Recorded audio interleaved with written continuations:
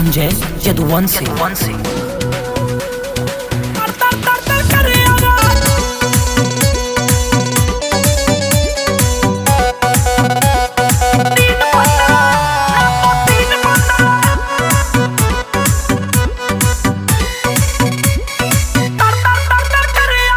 छेड़े ना भाई का हमरे जाके कैदाई आगा, तू छेड़े ना भाई का हमरे जाके कैदाई आगा।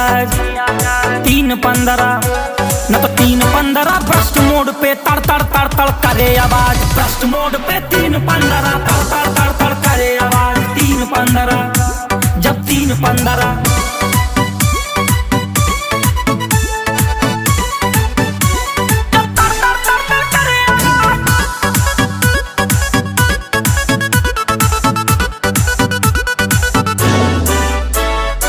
ना कौनो नारी बा, गाड़ी सरकारी बा, सिस्टम में भारी बा, यार व्यापारी बा, दिस इज उत्तर प्रदेश बेबी। ना कौनो नारी बा, गाड़ी सरकारी बा, सिस्टम में भारी बा, यार व्यापारी बा। ना समझ के कौआ छेड़ा हमको आसमान से निकले बा, 3-15 ना तो 3-15 भ्रष्ट मोड पे तड़ तड़ तड़ तड़ करे आवाज। 3-15 भ्रष्ट मोड पे तड़ तड़ तड़ तड़ करे आवाज। भ्रष्ट मोड पे 3-15 तड़ तड़ तड़ तड़ करे आवाज। 3-15 जब 3-15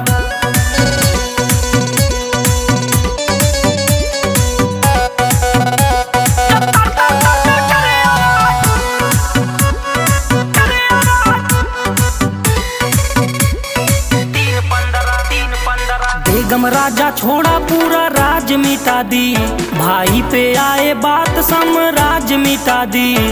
you are king I am king maker. बेगम राजा छोड़ा पूरा राज मिटा दी, भाई पे आए बात साम्राज्य मिटा दी। घर शमशान बना दी हम, होए चाहे जे रंगबा,